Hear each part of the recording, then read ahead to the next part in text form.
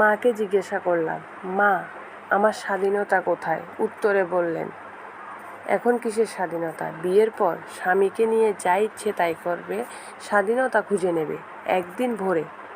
স্বামীকে জিজ্ঞাসা করলাম, আচ্ছা, মেয়েদের স্বাধীনতা নেই, শখ আহ্লাদ নেই?